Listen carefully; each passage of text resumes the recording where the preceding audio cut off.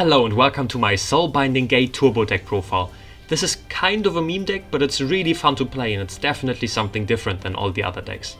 2 Soulbinding Gate, this is enough because we are playing 2 Planet Pathfinders and 1 Terraforming as well. Then 3 Foolish Barrier Goods, this can send us Soulbinding Gate to the graveyard. Then we can destroy a set Z1 and Z1 can add us a continuous spell or a field spell, so Soulbinding Gate from the graveyard back to our hand. Because we have Z1 in the graveyard and the card we control has been destroyed, we can immediately activate Soulbinding Gate. Then something to protect Soulbinding Gate, 2 Solemn Scolding. This is good because you don't pay 4000 life points if you were on 8k and you use Solemn Judgment. And this is also good because it negates everything, just straight up any monster effect, any spell or trap and any monster summon. Then 3 Magic Reflector. This is good because it has 0 costs, but it cannot negate something like a Cosmic Cyclone or an effect that would send the Soulbinding Gate to the graveyard from the field spell zone. Then 1 Raigeki. We are a pretty deep draw deck, so we can easily find this if we go second, and this is just good to destroy a whole board. 2 Cauldron of the Old Man. You can cut this down to 1 because if you destroy a set Z1 you can add this back from the graveyard to your hand, but this is just a really good win con. If you just gain life points with this, then you are guaranteed that your Soulbinding Gate can still destroy cards, and as long as your Soulbinding Gate deals damage, then your both life points will continue to dwindle down, and eventually you can use Cauldron of the Old Man to just inflict 2000, 3000 damage for game. 2 Sky Striker Maneuver Jamming Waves. This is good because it can destroy a set, spell or trap we control. Because we don't play really monsters, we are using this to destroy a set card we control to be able to activate our Soulbinding Gate. Also, this can destroy a monster as well, so if we go second, this is even better. Like if we go first, we can just destroy a set Upstart Goblin or something with this, and then we can activate our Soulbinding Gate. But if we go second, we can destroy a set card with this and then destroy a monster that our opponent controls. And the monster destruction is non-targeting, which is just insane. Then 2 Sky Striker Mobilize Engage. This can find us our Sky Striker spell and it can draw us cards. So this is just card advantage over card advantage.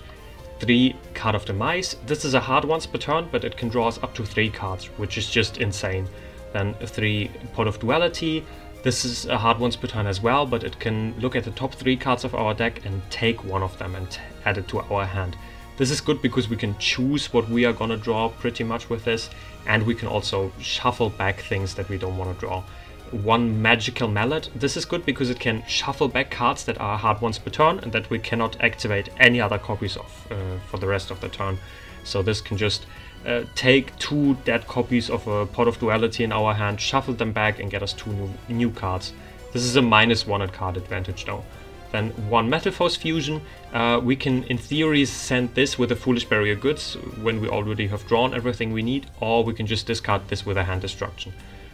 It's cool because this is just essentially another Upstart Goblin, because you can just send this to the graveyard and then draw 1. 3 Into the Void. It really helps that Into the Void is at 3 in Master Duel. I'll just say this. This is no cost drawing. It can discard your stuff you need in the graveyard in the end phase, and I can say nothing else. This just makes your deck a 37 card deck. Insane card, absolutely needed for the deck to play 3. 1 Card Destruction. Card Destruction is cool, but it's not that good. Like you cannot really choose what to discard because you make both players discard the whole hand, and if you want to keep a Hand Destruction, for example, then you would need to set it, and because it's a quick play you cannot activate it that turn. Sometimes it's not that good, but you can activate this anytime, even if your opponent only has 1 card in their hand. Hand Destruction needs your opponent to have 2 cards in their hand, so sometimes a Hand Destruction is just dead because your opponent full combo has no cards in their hand anymore. But Card Destruction you can still use if your opponent has 1 card, for example. 2 Upstart Goblin.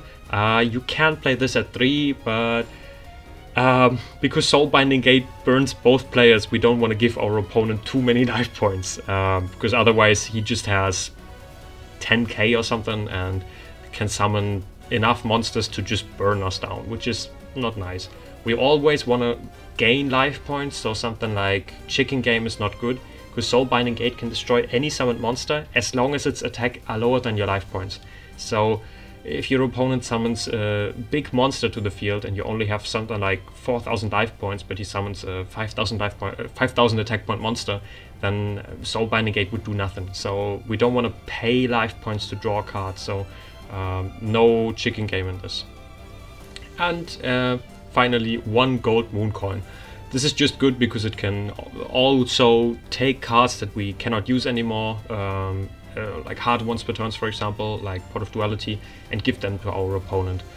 Our opponent can't really do something with a second copy of Pot of Duality in their hand as well, or a Magic Reflector.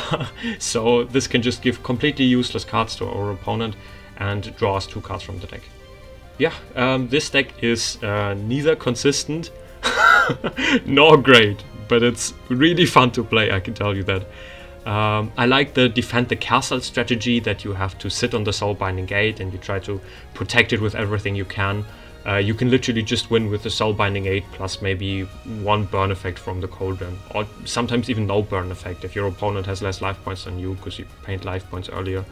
So Soul Binding Gate is a really good card if it works, and a horrible card if it doesn't work. Like if you don't have Z1 in the graveyard, then it just does nothing. You can spend all your resources in the deck, draw 20 cards, it's all in vain if you cannot get Z1 in the graveyard.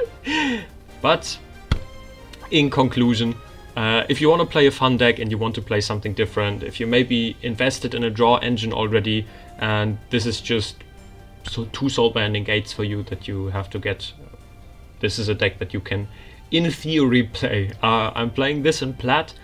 I'm not really grinding that much in recent days in Master Duel, but it's still performing well in Plat, I can say that much. Yeah, have a nice day. I'm looking forward to seeing you in the next video, and goodbye.